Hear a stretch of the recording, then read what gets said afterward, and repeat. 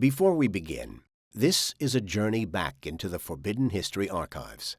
If you missed this one the first time around, now's your chance to dive in. A brand new episode will be waiting for you next Tuesday.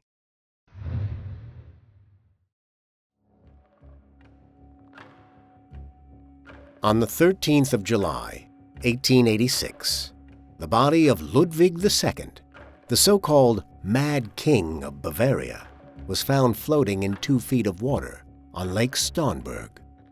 The timing is everything, that he was forcibly removed from Neuschwanstein. Within 24 hours, he was in the castle of Berg and he was dead. The official verdict given by the authorities was suicide by drowning.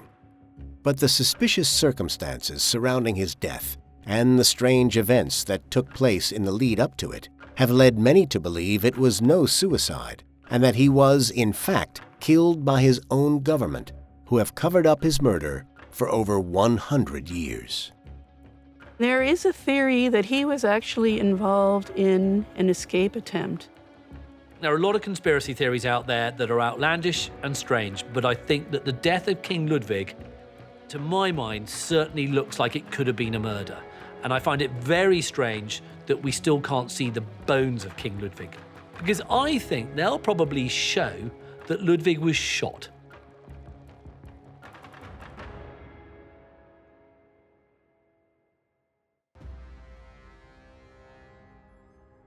It's one of the most enduring mysteries in German history. A king loved by his people, but hated by his government. The death of King Ludwig II of Bavaria has been the subject of intrigue and investigation for over a century. How did a king, once famous for his eccentric behavior and fairy tale castles, end up being declared insane, removed from his throne, and come to be found floating face down in shallow water near the shores of a remote lake? Was his death the tragic result of suicide, or, as many now believe, the murder of a crowned monarch? Today, King Ludwig II of Bavaria is responsible for some of the most famous and important landmarks in Germany. These castles and monuments bring in billions of euros worth of tourism to the country each year, but they are also the reason for Ludwig's downfall. Born in Munich in 1845, Ludwig was the eldest son of Maximilian II of Bavaria and his wife, Princess Marie of Prussia. From the outset, Ludwig was constantly reminded of his royal duties to come. Knowing his son would one day be king, Maximilian put him into a strict regime of study and tutoring, in the hope of molding him into a strong and capable ruler. He was certainly being prepared from a very early age to take up the mantle of king. And he was certainly drilled and regimented. He would get up at 6 o'clock in the morning to do homework and study. His whole day would be timetabled out right up until 8, 9 o'clock at night, by which time he had free time. But the rest of the time it would be spent in language, it would be spent in exercise, it would be spent in learning Latin and mathematics. So he was already being groomed, for want of a better word, for the moment when he would ascend to the throne, which happened a lot earlier than anyone was expecting.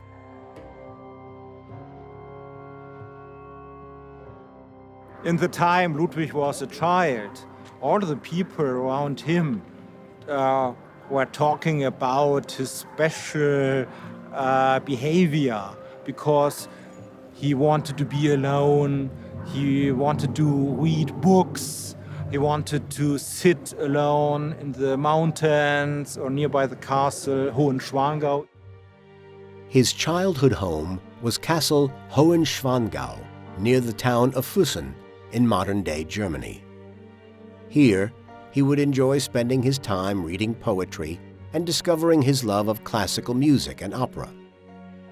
Even as a child, he would lock himself away from the outside world, a habit that would go on to be the main cause of his troubles in later life.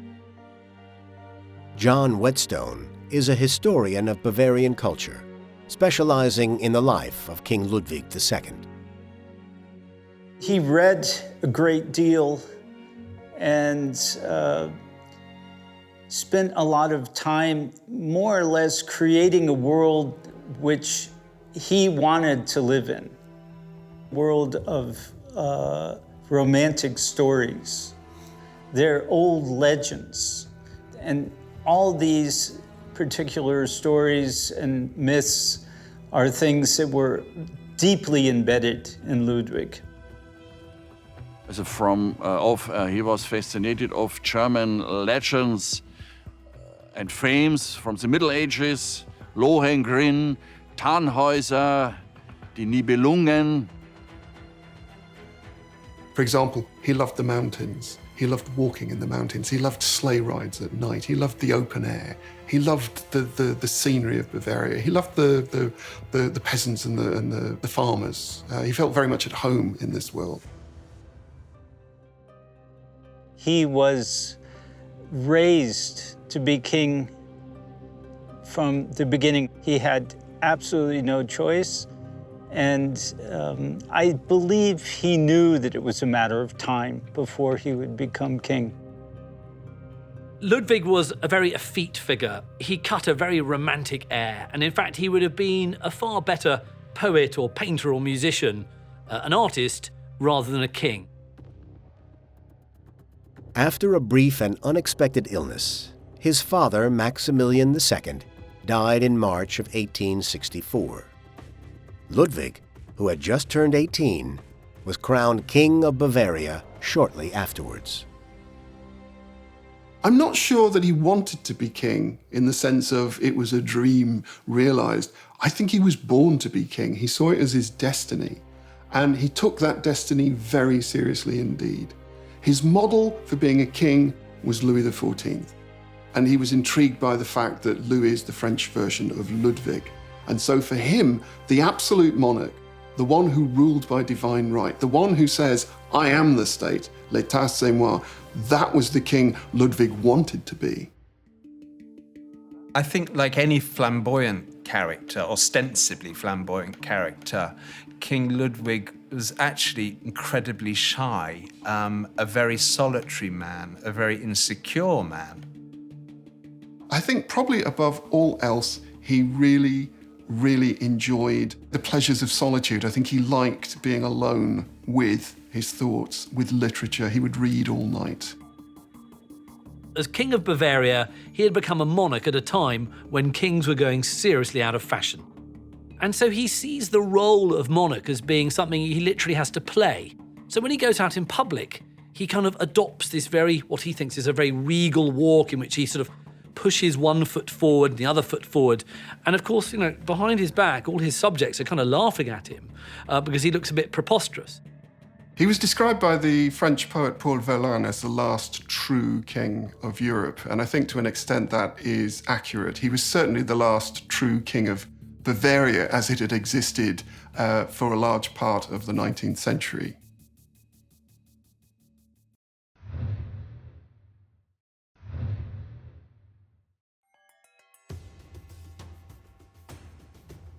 One of Ludwig's first acts as king was to summon the man whose work had inspired him during childhood, the German composer Richard Wagner.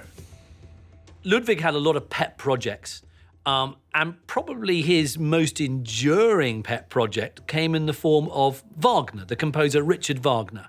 And Wagner was a man who would spend a lot of money. He was often poor, impecunious, and desperately in need of assistance. And Ludwig saw Wagner and went, this man's music talks to me. I am the embodiment of the true Bavaria. And this whole mythological idea of the mountains and the forests and this great Teutonic myth is both encapsulated in Wagner's music and indeed in me, Ludwig. So it's a brilliant cultural fit for the two men. The works of Richard Wagner would go on to become one of the foremost sources of inspiration for Ludwig's future construction projects. The same construction projects that would eventually prove to be his downfall. And they became very intimate, but I think it was more of an avuncular relationship. In a way, King Ludwig was Wagner's muse. You know, the Ring Cycle would not have been written without King Ludwig of Bavaria. Wagner himself, when the Ring Cycle of operas is completed, actually says this would not have been possible without Ludwig II. When it was first performed, he made a speech at the front of the stage acknowledging Ludwig II as being not just the patron that made this possible, but I think also the kind of, he gave him the space, he gave him the freedom to create these great works. But while Ludwig paid close attention to building his cultural and artistic legacy, the Bavarian government were growing increasingly frustrated by his disinterest in the running of the country. They thought that marriage may settle the errant king, but also provide an heir to the throne for the continuation of the dynasty. But finding a match wouldn't be easy. For all his charisma, I think he was profoundly reticent, profoundly shy. I think the role of the king weighed heavily upon him, so he was very formal even with close friends. So I think it was very difficult for him to have emotional, physical relationships with anyone. It was soon noticed that Ludwig was not going to be a conventional monarch. He paid little attention to the usual mundane matters of government. Instead, he would seek ever more creative ways to fulfill his interests. Ludwig was an absolute expert at amusing himself over a wide range of activities. He would get actors to recite poetry to him all the time. He loved the theatre. He devoured plays and would quite often have them performed privately for him. His single biggest expenditure, and certainly the one that undid him in the end, was the huge amounts of money that he poured into his castles. Ludwig had become obsessed with the idea of building a fantasy world around him, a world that separated him from his people and kept out the government he had come to loathe. Could it have been this decision to shut himself away that would later lead to his downfall? Well, I don't think any other king in Europe in the late 19th century built as many palaces as King Ludwig. It was quite extraordinary. I think that once it became clear to him that his role as a king was going to be quite heavily circumscribed by politics and by statecraft, he moved more and more into the worlds of architecture and building, particularly creating these amazing dream palaces, these castles, where he wished to spend most of his time. He had very little interest in government or in his people, for that matter, and his obsessions were channeled into building these fantastical series of palaces.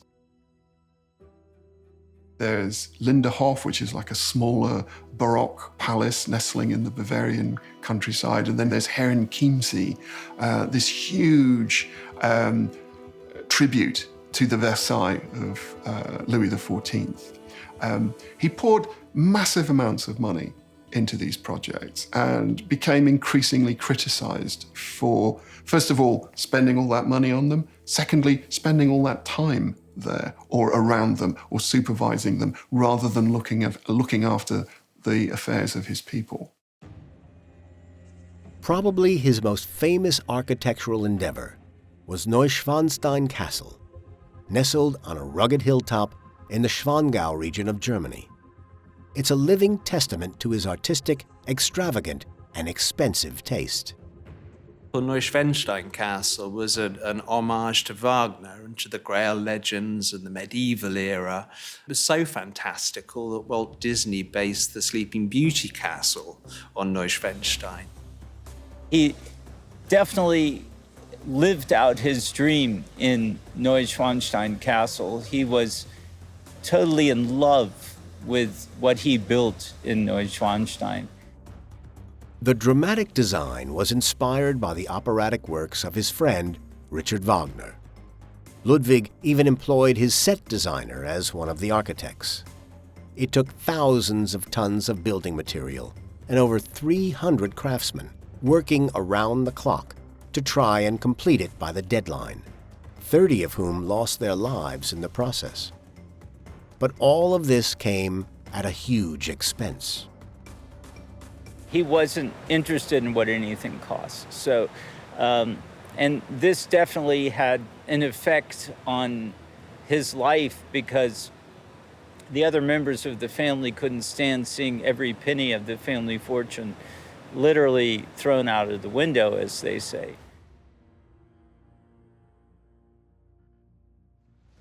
Ludwig's uncle, Luitpold von Bayern, had spent years begrudgingly standing in for his nephew at official state occasions, while Ludwig spent his time plundering the family wealth. Could it be this continued frustration that would later lead to his involvement in a plot against the errant king? Well, King Ludwig initially funded his building projects, his palaces, with sovereign wealth, but when that was exhausted, he turned to moneylenders in Europe.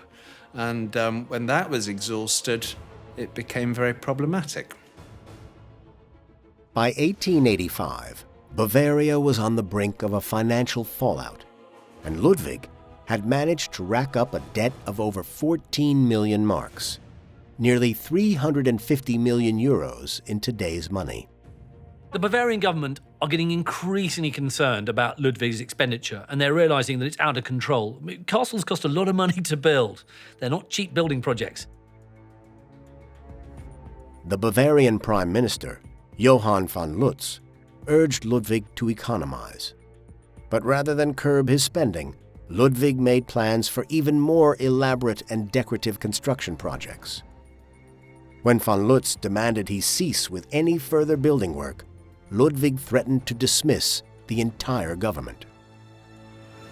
Ludwig would quite often be very capricious about his ministers and would often fire them for, shall we say, the flimsiest of pretexts, even if they'd served him faithfully. I think you ran a great risk of saying no to Ludwig. You are now running into serious open hostility between the royal household and the political world, and these two are going to keep clashing. Under the law of the Bavarian constitution, the king had the right to fire his ministers and install a new government of his choosing. But there was also another law. If it could be proven that the king was not mentally fit to rule, he too could be removed from power.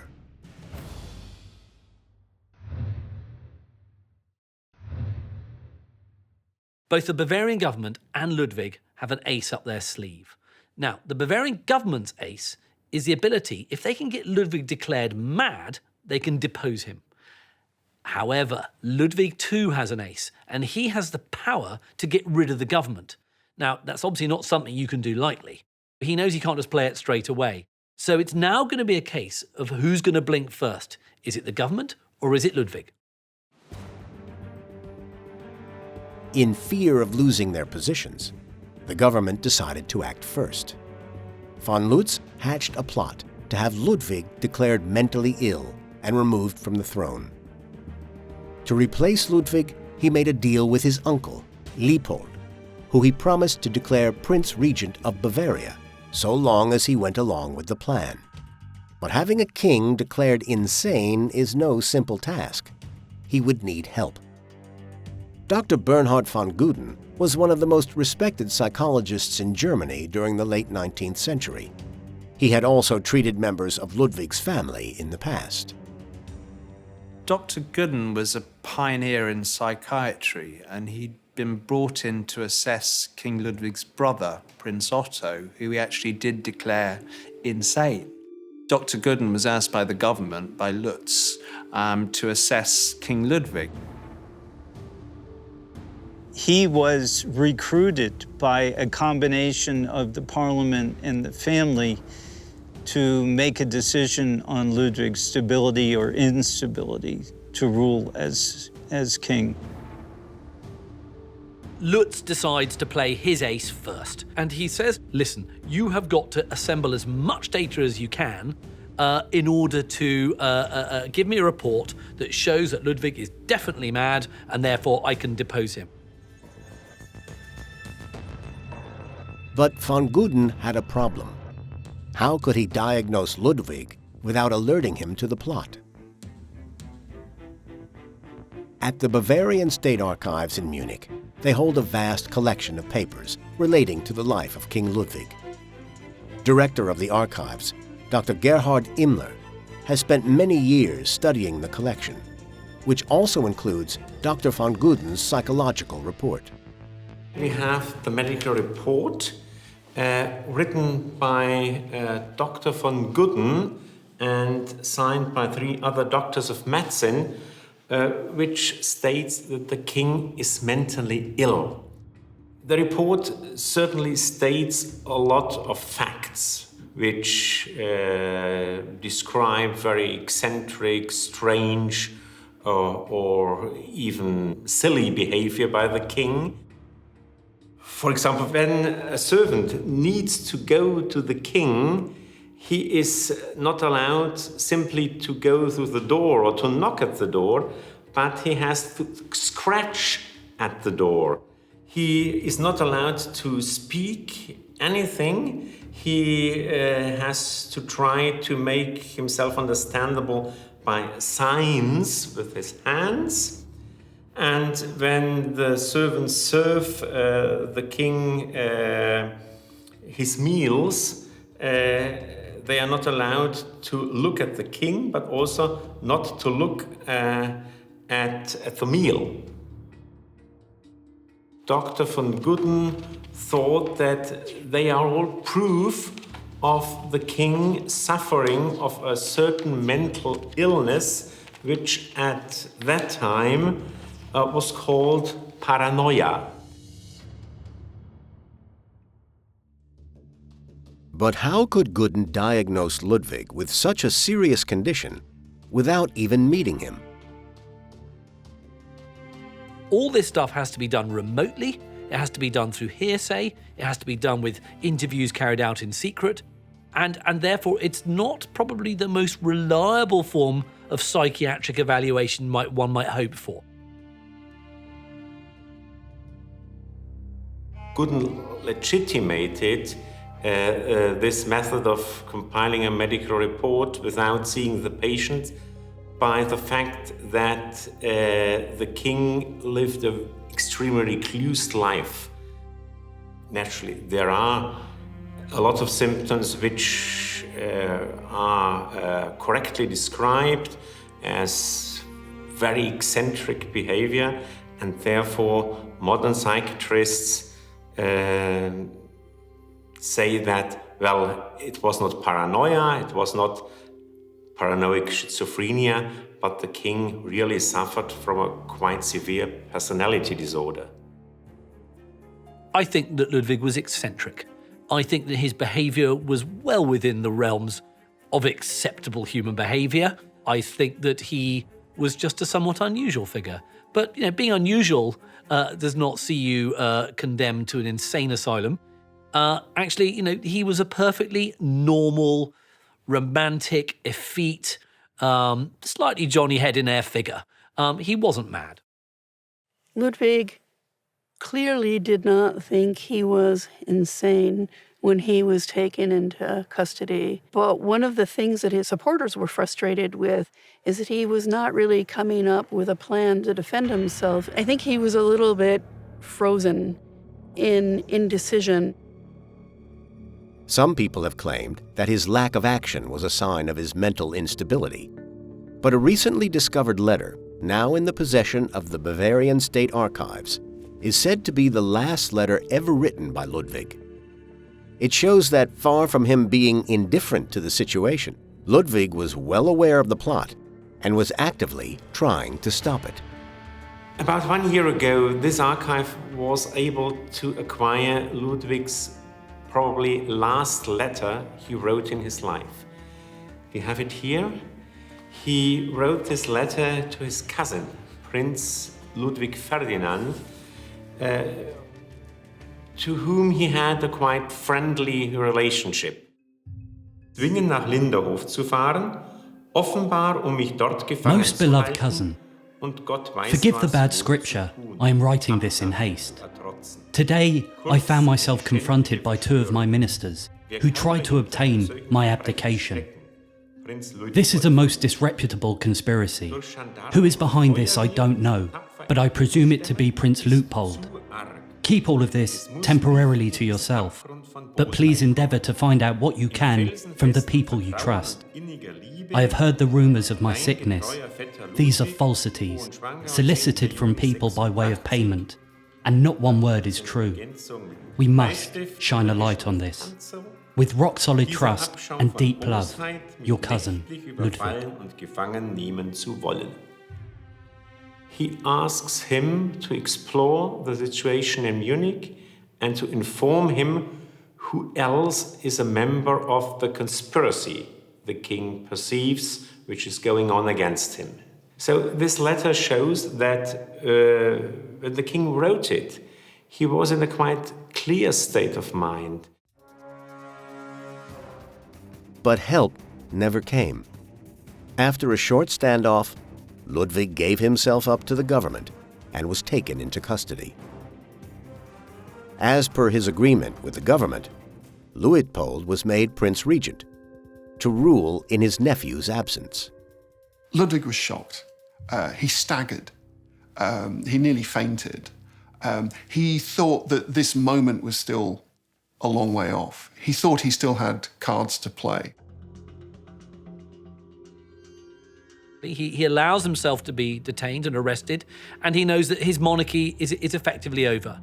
I mean, this must be just an absolutely tragic moment for him. When he's in effective captivity, he is treated with respect, but he must be internally going through hell. Ludwig was taken to Berg Castle on the shores of Lake Starnberg in Bavaria. There he was to meet Dr. Gooden, who had been appointed by the government to be the king's personal physician. The official course of events is very straightforward. Both Gooden and Ludwig decide after dinner, like a couple of gentlemen, they want to take the air and have a bit of a constitutional along the shores of Lake Starnberg. What happens next? Again, on the surface, seems very simple. These two men, after some hours, still haven't returned. And naturally, back at the Schloss, there's a lot of concern. The personnel at Castleberg immediately started a search party. They came down this path looking for them. Their search efforts were frustrated by the fact that it was raining that night, windy, stormy, and it took several hours until one of the members of the search party decided to search the shoreline. They find two bodies floating face down in the lake. They're fished out, and one of them, to their horror, is Gooden, but to even greater horror, the other is Ludwig. For over 100 years, debate has raged about exactly what had happened on that fateful walk along the lake, with many suspecting that Ludwig had been the victim of foul play. I think when we're assessing King Ludwig's death, the timing is everything, that he was forcibly removed from Neuschwanstein. Within 24 hours, he was in the castle of Berg and he was dead. To my mind, it's incredibly strange that two perfectly healthy grown men can go for a walk along a lake after supper and yet end up face down, dead, drowned. The official verdict released by the government ruled Ludwig's death as suicide by drowning. What is certain is that Ludwig had somehow thrown off his coat and jacket at the same time, so he'd actually done it in one gesture. And there were certainly signs on von Gooden that he had been in some kind of physical struggle. His hands were scratched, and I think a nail was missing. After the bodies were recovered, the physicians discovered that Dr. Gooden was missing half a fingernail. They later discovered that half a fingernail in Ludwig's overcoat. Apparently what happened here is that Ludwig dashed and Gudrun tried to grab him, and in the struggle, lost part of the fingernail. One theory is that Ludwig, now genuinely maddened by the fact he's lost his power and his status, gets into a fight with Gudrun on the sides of the lake, and during the struggle, perhaps drowns Gudrun and then drowns himself, or perhaps even the other way around. And that is what the official inquiry will suggest. What interpretation is put on that is another matter. For example, they both drowned, and yet they were found floating in water that was really not deep enough for a grown man. I am suspicious of the official government theory. And one reason has to do with the dry drowning theory. One of the most contentious issues about the case is the fact that Ludwig was found floating on the surface of the lake, which some believe indicates that his lungs had not filled up with water prior to his death. This is something that is usually confirmed in the autopsy report. Concerning the king's death, we have an autopsy report here. First, we have an introduction, a short so-called protocol, signed by 3 people, by the Lord Chamberlain, by the Minister of the Royal House and Foreign Affairs, and by a secretary of that ministry. The doctors don't say anything explicitly about the cause of the king's death, but they describe his mortal remains as the corpse of a man who had drowned in water. Dr. von Ziemßen, who wrote the report, didn't say anything explicitly about water in the lungs. Some people believe that the autopsy report, which was commissioned by the government, may have left out vital information pertaining to the real cause of Ludwig's death. John Wright is a forensic consultant with a specialist interest in historical cold cases. Normally, when we breathe, our lungs are full of air. And obviously, if we enter a lake and we drown, our lungs become full of water. And the 2 large air sacs that we have in our body become dead weights. So if Ludwig didn't die from drowning, what exactly did happen? Many people believe that both the government and Prince Luitpold had no intention of ever letting Ludwig leave his confinement. They feared that if he could prove that he was not insane, then they would be put on trial for treason. There are a lot of conspiracy theories out there that are outlandish and strange, but I think that the death of King Ludwig, to my mind, certainly looks like it could have been a murder. And I find it very strange that we still can't see the bones of King Ludwig, because I think they'll probably show that Ludwig was shot. There was a fisherman living in the town of Berg here, on the other side of the Castle Berg. And there is a theory that he was actually involved in an escape attempt. Jakob Liedl was Ludwig's personal fisherman, working on Lake Starnberg. He is alleged to have left behind a written account of what happened that day. After Ludwig's death, he never talked about what happened that night. There's some evidence that Jakob Liedl confided in his diary, and he wrote that he was waiting in a boat for King Ludwig, and as Ludwig approached his boat and was climbing in, was shot in the back by the armed guards. The autopsy doesn't show any gunshot wounds, but the autopsy was commissioned by the government, which could have been the same body that would have shot King Ludwig. So of course they're not going to find proof of their own foul doing. In 2007, a Bavarian art historian, Siegfried Wichmann, came forward with a sketch by the 19th century German artist Hermann Kaulbach. Wichmann claimed that the subject of the drawing was none other than King Ludwig himself, and it was made just moments after his death.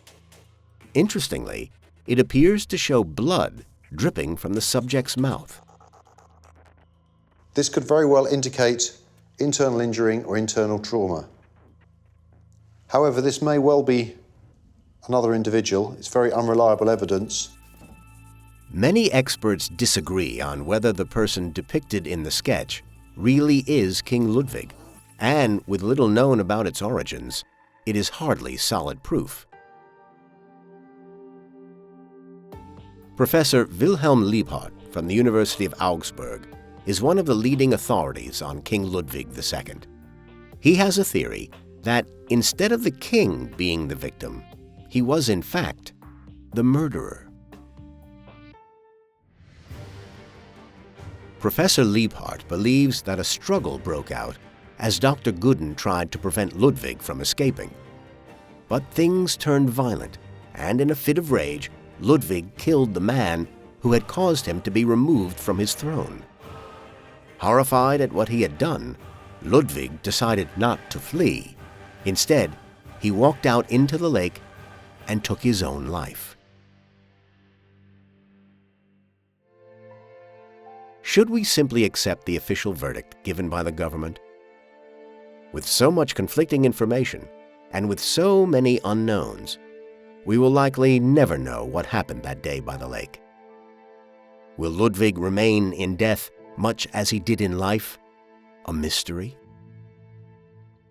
I doubt that we will ever find out what happened to him. And that's why I think this is Germany's greatest unsolved mystery. King Ludwig's an enigma because we simply don't know enough about him. And he died too young, I suppose. I think anybody who's a figure of fascination to the population, be it Marilyn Monroe or King Ludwig of Bavaria, will attract conspiracy theories. I suppose that might explain why people say that, you know, the autopsy on King Ludwig is incorrect or it had been doctored. This subject for the Bavarian government, for the royal family, this subject is closed. They're definitely not interested in any in reopening this situation. It's a drama. It's an opera in itself. And who wouldn't want to be the star of that? Certainly Ludwig would have loved it. If you accept it's implausible that two middle-aged men can walk along a lake and end up dead after an hour, then you're going to have to accept the fact there would have been a cover-up. And the only way we can get to the bottom of it is to have a look at Ludwig's bones. And if there's any gunshot wounds on his bones, then that will suggest that the report was a cover-up. But until we can do that, it's always going to be a mystery. I personally believe that the mystery is far more interesting and far more in line, in keeping with Ludwig's life than any kind of solution. He was a mystery. He was about poetry and romance and drama, and you can't get more poetic or more romantic or dramatic than dying in such strange circumstances.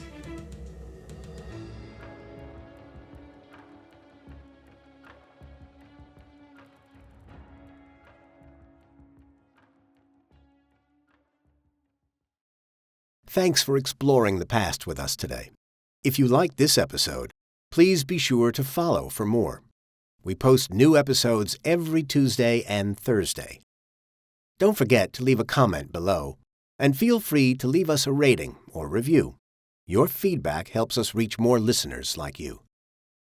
And for more from the Like a Shot Network, check out Where Did Everyone Go? Histories of the Abandoned, a deep dive into the incredible stories behind forgotten places. Available now on your favorite podcast platforms.